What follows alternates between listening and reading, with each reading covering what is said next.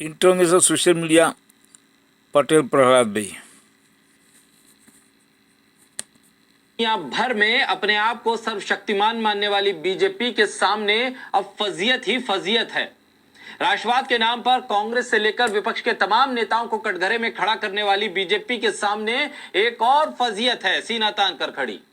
मध्य प्रदेश के मंत्री हैं विजय शाह, और विजय शाह का बयान सेना का अपमान, देश का अपमान साफ तौर पर उनके बयान से दिख रहा है, सुनाई दे रहा है। बावजूद इसके बीजेपी का आला कमान खामोश है, मध्य प्रदेश के मुख्यमंत्री खामोश हैं, लेकिन हाईकोर्ट जाग रहा था। हाईकोर्ट जाग रहा था, इसलिए उसने स्वतः संज्ञान ले लिया। हाईकोर्ट ने सख्त रुख अपना लिया।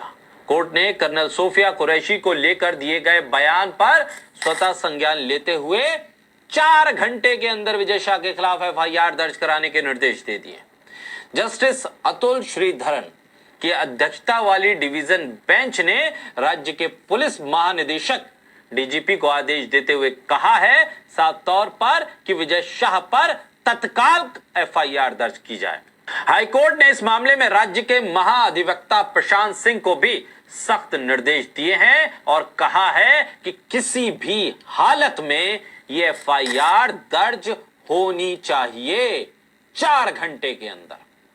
हाईकोर्ट ने मामले की अगली सुनवाई सोमवार सुबह सबसे पहले करने की बात कही। अदालत के इस आदेश के बाद राज्य प्रशासन, पुलिस महकमा, मध्य प्रदेश सरकार, बीजेपी की सरकार, बीजेपी के आला कमान में हलचल मच गई है, क्योंकि डंडा चल गया है, हथौड़ा चल गया है कानून का।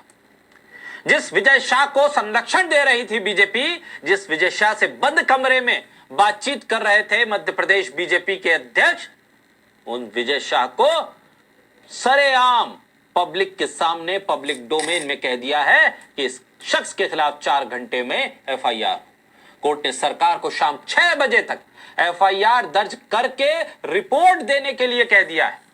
जस्टिस अतुल श्रीधरन और अनुराधा शुक्ला की डबल बेंच के सामने राज्य सरकार की तरफ से महाधिवक्ता प्रशांत सिंह पेश हुए थे, और उनके इस पेशी के बाद भी सरकार का पक्ष जो सामने आया, उसके बाद हाईकोर्ट ने कहा कि इस शख्स के खिलाफ केस दर्ज होना चाहिए। यह फजीयत है बीजेपी की कि प्रधानमंत्री मोदी का चुप रहना बीजेपी को भारी पड़ रहा है। जेपी नड्डा का चुप रहना इस मामले पर बीजेपी को भारी पड़ रहा है। अमित शाह का चुप रहना ये बीजेपी को भारी पड़ रहा है। मोहन यादव का चुप रहना बीजेपी को भारी पड़ रहा है। अगर समय रहते, वक्त रहते विजय शाह के खिलाफ कार्रवाई कर दी होती, मंत्रिमंडल से बाहर किया होता, बीजेपी से बाहर किया होता, तो आज बीजेपी सीना तान कर कह सकती थी कि हम फौज के सम्मान में हैं, राष्ट्र के सम्मान में हैं, हम राष्ट्रवादी हैं, हम इस देश को एकजुट रखने वाले हैं। लेकिन अब किस मुंह से कहेगी बीजेपी ये सब? क्योंकि कोर्ट ने अपनी तरफ से स्वतः संज्ञान लेते हुए 4 घंटे में एफआईआर के निर्देश दिए। बीजेपी तो विजय शाह को सहला रही थी, संरक्षण दे रही थी, मामले को ठंडा करने की कोशिश कर रही थी, माफी वाले बयान दिलवा रही थी, बंद कमरे में बातचीत करवा रही थी। यानी मूड में नहीं थी बीजेपी, क्योंकि बीजेपी पहले भी कह चुकी है कि हमारे यहां ना इस्तीफे होते हैं, और जांच में कोई कितना भी दोषी पा लिया जाए कोई इस्तीफा नहीं होता। ये बीजेपी की सरकार है।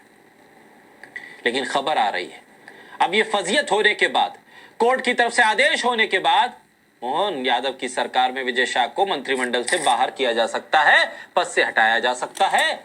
लेकिन अब कोई फायदा नहीं इसका, सारा श्रेय कोर्ट के पाले में।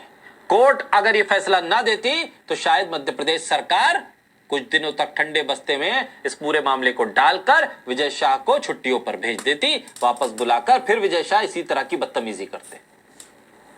विजय शाह के खिलाफ मध्य प्रदेश पे कांग्रेस ने जगह जगह विरोध प्रदर्शन किया। जीतू पटवारी ने विजय शाह के खिलाफ खुद ही थाने में एफआईआर दर्ज कराने के लिए वो पहुंच गए थे। कांग्रेस की तरफ से देशद्रोह का मुकदमा दर्ज कराने की मांग हुई थी। कांग्रेस के नेता मध्य प्रदेश में एक्टिव थे और दबाव बन रहा था। लेकिन बीजेपी तो भाई इस्तीफा लेती ही नहीं है अपने मंत्रियों का, चाहे कोई करप्शन करे, चाहे कोई सेना का अपमान करे, चाहे कोई देश का अपमान कर दे।